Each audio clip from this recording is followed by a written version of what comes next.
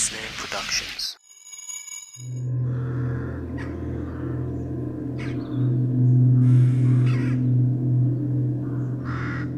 The Quran says, you are busy piling up, calculating, developing your careers, your money, your occupation, your wealth, until you visit the graves.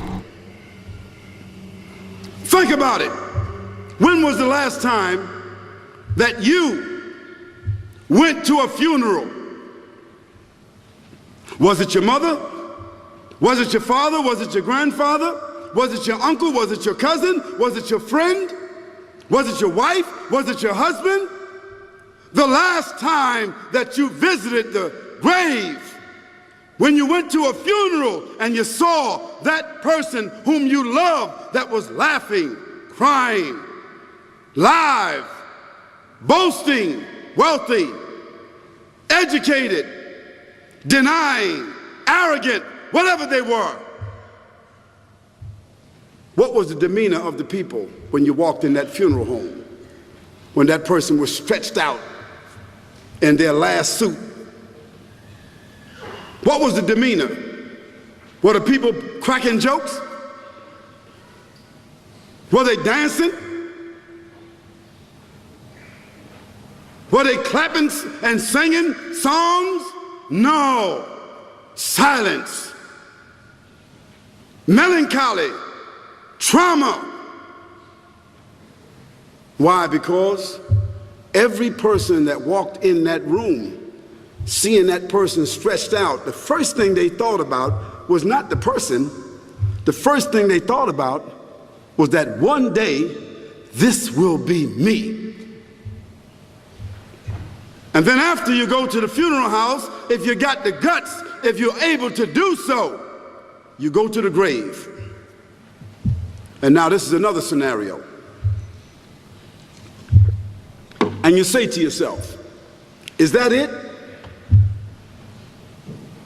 I mean, 50, 60 years, scraping, struggling, scheming, lying, stealing, fornicating, jumping up and down, begging, working, and this is the end of it? I mean, is this what's going to happen to me? Are they going to be dropping me into a hole in the ground? A hole in the ground, the same hole that a cat digs after it defecates. Just a little deeper.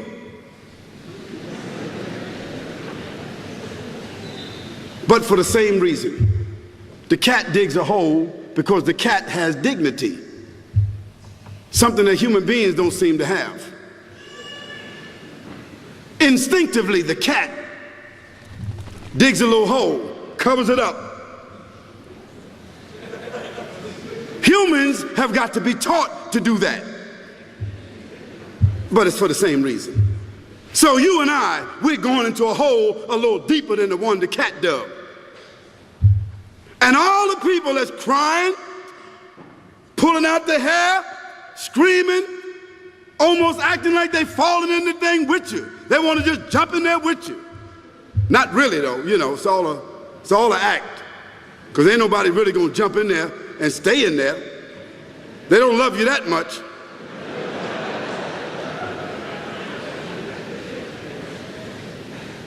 And then after all the shoveling get done, and they fill it up, and the box, you can't even see the box no more, the coffin that cost $5,000. I don't know what did they burn somebody in a $5,000 coffin for? I mean, if I was a funeral director, after they left, I would dig them back up and put them in another box and take that box back.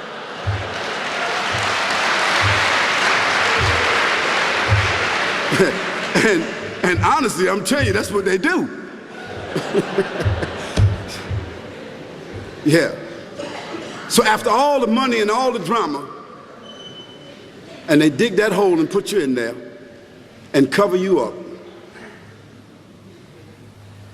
So it really means that after all this time, and the people walk away from that grave, It's over. What about that person in the grave? What's happening? Because you know and I know that death is almost like sleeping. Death is like sleeping. Your body is gone. Your body is dead. Your spirit is gone, but your consciousness is there. Yes, brothers and sisters, you and I are going to know when the people put us in that box and put us in the grave. We are going to know. Your spirit is gone. You can't shout. You can't call out. You can't say, don't leave me here. But you're going to be hearing and you're going to be seeing, because that's a different kind of consciousness. But you can't move. And in that grave, this is when the real trauma is going to begin. Because there's a reason for humans to go inside the grave. If the Creator wanted to, he could have caused us to live and then disappear into the atmosphere. But he didn't. He caused us to go into another womb called the tomb. You started out in the womb of your mother and you wind up in the womb of the earth called the tomb. From the womb to the tomb. This is the whole trip.